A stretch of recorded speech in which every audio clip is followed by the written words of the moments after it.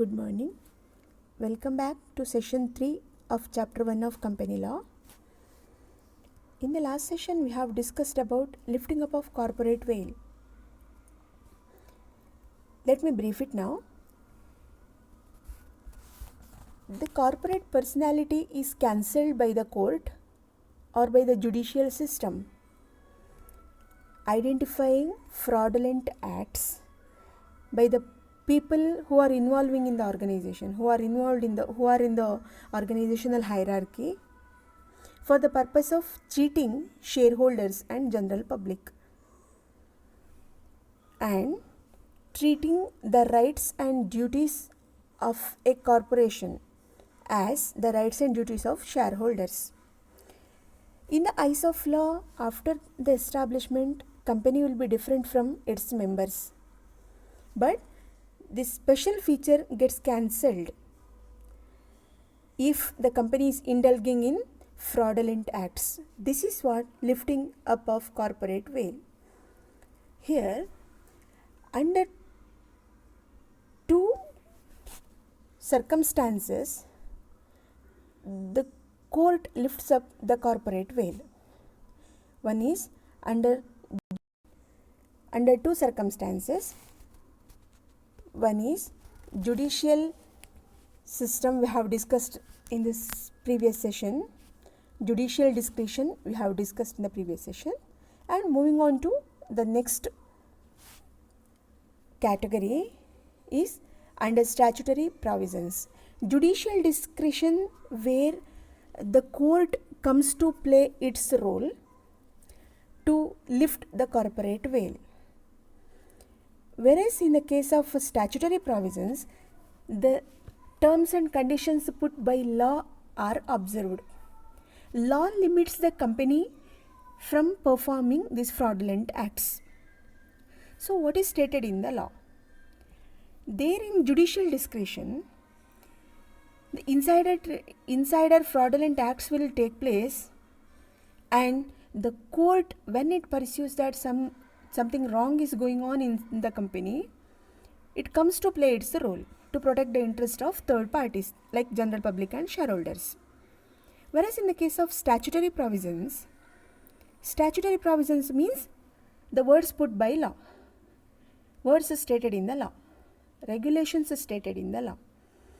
So under statutory provisions, these are the circumstances in which corporate veil is lifted. First one, reduction in number of members below the statutory minimum. One of the features of Companies Act says that the total number of members is fixed by law. A public company must fix a minimum number of members 7, and that minimum number of members for a private company is 2. Maximum number of members a public company can take in is unlimited, and a private company is 200, permitted to take the members up to 200.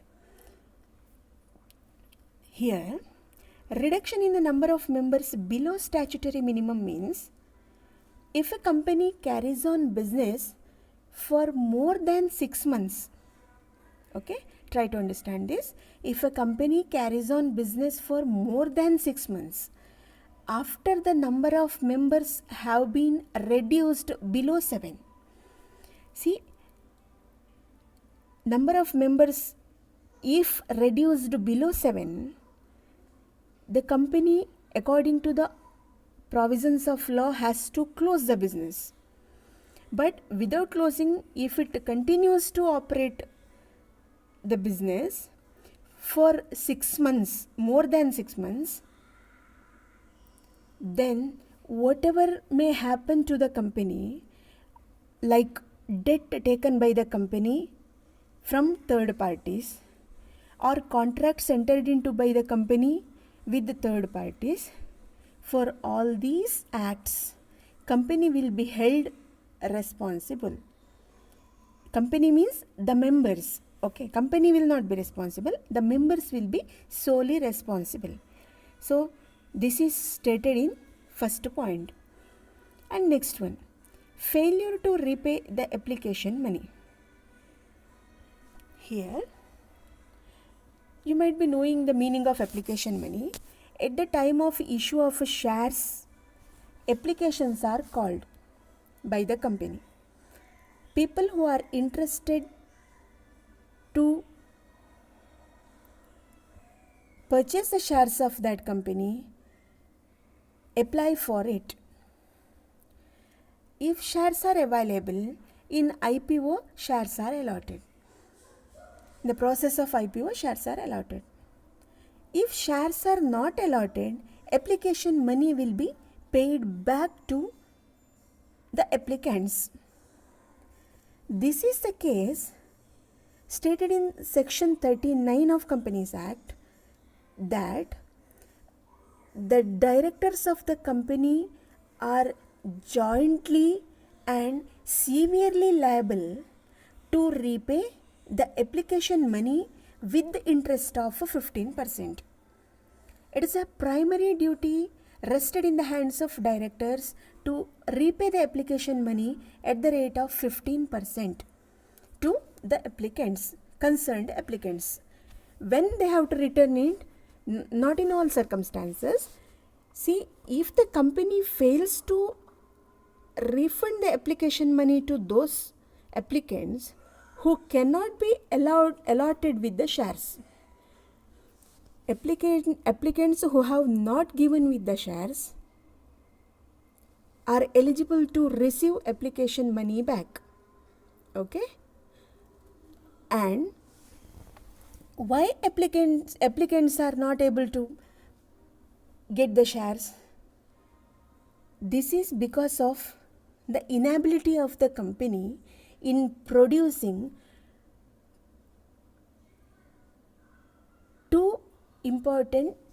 satisfying two important conditions. One is minimum subscription, another one is filing of a statement in lieu of prospectus. Here,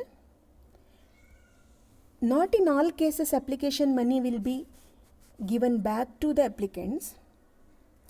Let me make the second point very clear to you, that the directors of the company are not only permitted, are obliged to give application money back to the applicants who have applied for the shares of the company and have not allotted the shares. Okay, for those applicants, shares are not allotted. Why shares are not allotted? Because it's a default of the company, it's a fault of a company that they could not satisfy two important conditions, that is minimum subscription they could not get. Say for example, if the company, assume that the company has issued 100 shares and subscription in total demanding for 90 shares only. So this is the case of under subscription. So minimum subscription is not available, and if minimum subscription is not available, company is strictly prohibited by law from issuing shares to general public. And second one, statement in lieu of a prospectus is to be issued. So if the company fails to get minimum subscription as well as fails to file the statement in lieu of prospectus, the company is strictly prohibited, strictly stopped from issuing shares to general public. So in this way, due to the non-compliance with these two statutory conditions, if it is not possible for a company to allot shares to general public applicants, application money of those should be given back. Okay, so within time is also prescribed in law. If you are doing so, if the case is so, within 30 days of the date of issue of prospectus, amount is to be returned. And now, according to the Rule 11 of Companies Act of 2014, the application money is to be returned within 15 days from the closure of the issue. I hope it is clear. And next one, misstatement in the prospectus. See, prospectus explains you all the provisions made for the investors and all the information of the company. So by seeing the prospectus, if a person comes to invest on the company and a misstatement in the prospectus given by the director of the company, then the directors will be held liable personally. Misstatement should not be there in the prospectus. So if something wrong information is given in the prospectus so as to attract more and more investors, there is a chance that the directors or the promoters of the company or persons who are sitting at the top of the company may add some fantasy statements in the prospectus to attract more investors, or what we can say, changing the figures of financial statements.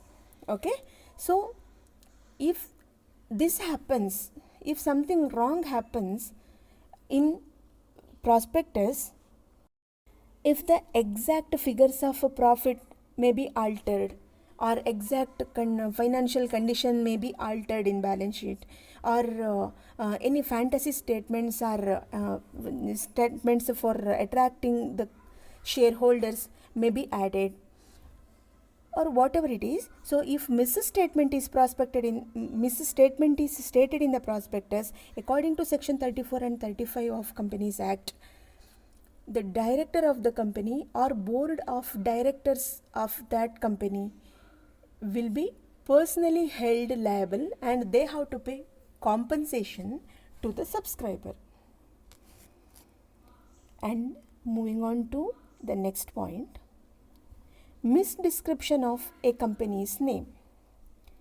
According to section 12 of Companies Act of 2013,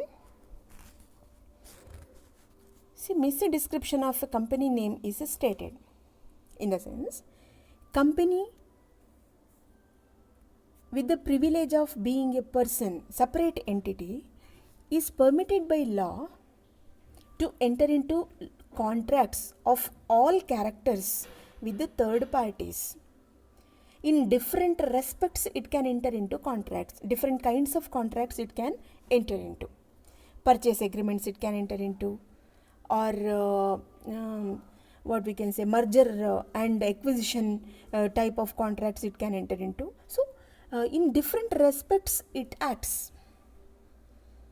Here, while acting in different respects, if the people in the company, people who have control over the company, if misdescript the company's name, if they unlawfully mention the company name, or they mention the company name wrongly, then the person who enters into contract will be personally held liable and punishable. Either name of the company or the address of registered office of the company, if he writes wrong, then he will be personally held liable. Director of the company itself will be held liable. Okay. At the time of closing up of the company, sometimes it is seen that the business conducted by that company is for the purpose of cheating third parties. Sometimes the business gets established for the purpose of cheating third parties. You might have heard of lots of businesses which are established for the purpose of minting money, getting profit, collecting the fund from general public. After the fund collection, they will, one fine day, they will close up their business and run away. So, if the intention of establishing the business is to make fraudulent acts to win the confidence, by winning the confidence of general public, to modulate the mindset of customers and make money out of it, okay, then the directors of such companies are held personally liable according to the provisions of section 339 of Companies Act of 2013. Next one, violation of statutory provisions. Here, the directors or members of a company are guilty of violation of any statutory provisions under Companies Act will be held personally liable. See, company law states some provisions.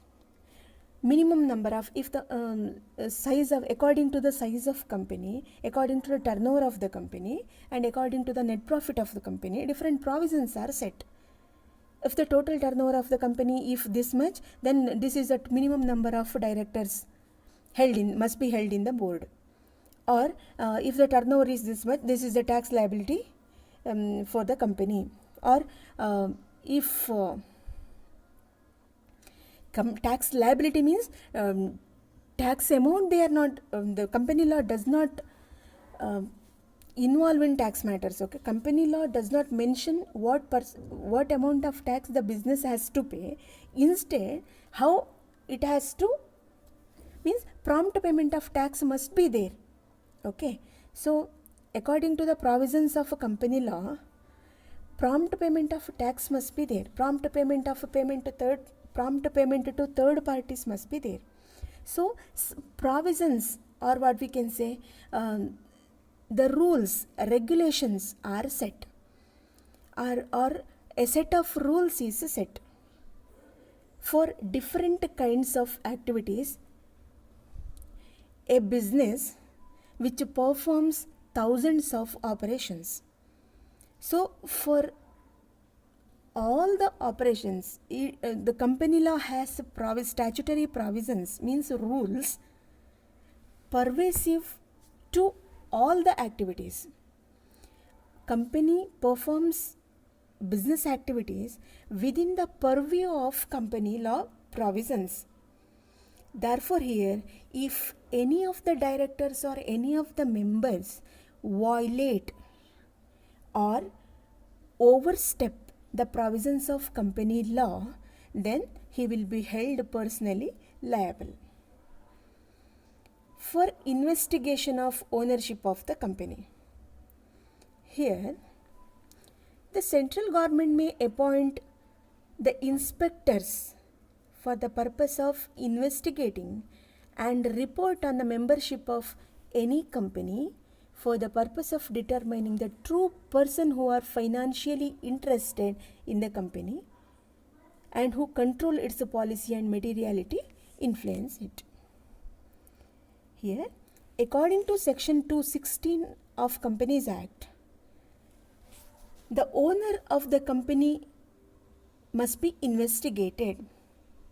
The real owner, the person behind all the activities of company, must be investigated by law. So, inspectors are appointed for the purpose, because some of the parties, as I said earlier, for the purpose of making money, establish a company, and in sometimes fake companies will be established to fool general public, to collect money, to collect a fund from general public. So in this case, the original owner of the company should be traced, so as to make the original owner to stand behind the bars if the company is established for the purpose of making fraudulent acts. This detailed investigation about the owner is performed. Last one, liability for ultra vires acts. See, let me give one fine example for this. X Company Limited has already exhausted its power to borrow money from general public.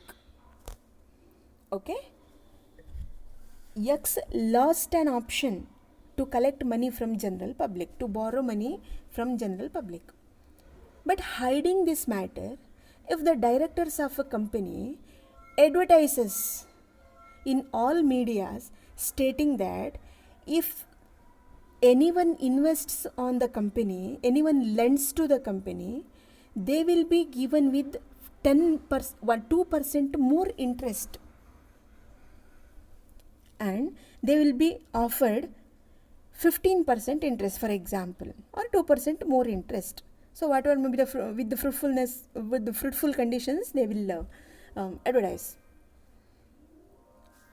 This is what ultra vires acts means: hiding, concealing the original fact, concealing the weakness of the company. What we can say, hiding the weakness of the company or hiding the limiting points of the company. If the people use the company for their own will and wish, for satisfying their own wants, for satisfying their personal wants, this is called liability for ultra vires acts, and directors of the company will be held personally liable. Once again I am explaining. Liability for ultra vires acts means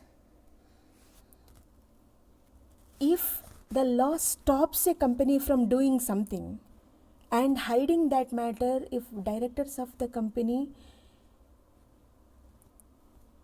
use the company name or the company's functions for their advantage or to mold general public, it is called ultra vires acts against the provisions of law. So in this case, if something adverse happens to general public because of the concealment of the original fact by the directors, directors will be personally held liable. So these are the statutory provisions. In statutory provisions, we are considering the provisions under Companies Act. Okay, we are observing the laws, and court will never come in between. As we see in judicial discretion, here by observing law, or solution is given in law code. And next one is case reference, liability for ultra vires acts, Weeks versus Propert in the year 1873. So let's discuss in next session along with other case studies. Okay, hope you understood. Thank you.